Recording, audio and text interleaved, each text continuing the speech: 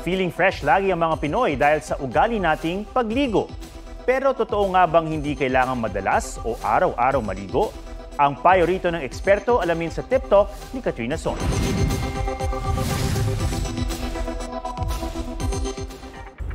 Tuwing papasok sa paaralan o trabaho o kung may lakad sa labas o kahit nasa bahay lang, para sa mga Pinoy, hindi pwedeng hindi naliligo kahit ilang beses pa. Usually mga 2 to 3 times a day.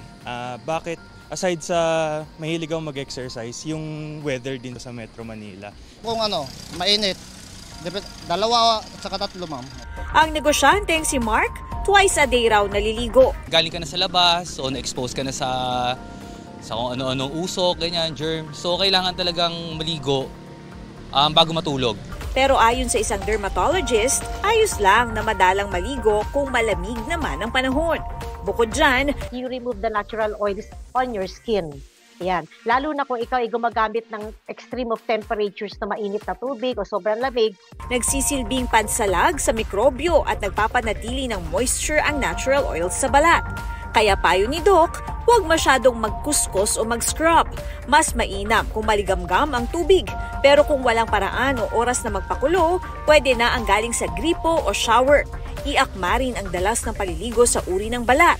Kung may dry skin, huwag madalas. Matapos maligo, mainam daw na mag-moisturizer o lotion. Sa skincare products, iwasan ang matatapang o aggressive. Hanggat maaari, unscented o walang kulay. Better if hypoallergenic. Gaya raw ng sabon ng sales agent na si Maria Fe na twice a day rin maligo. Nagre-react yung skin ko kapag matapang yung sabon na gagamitin ko. Iniwasan ko yun. Na magdadry yung skin ko.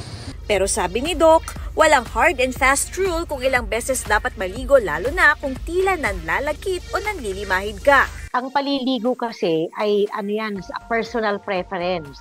Kung ang trabaho mo ay yung sinasabing high sweating activity, syempre, kailangan mo talagang maligo araw-araw dahil yung mga pag nagsisweat ka kasi para kang may pandikit sa mga mikrobyo at saka sa mga madumi, yung mga dust.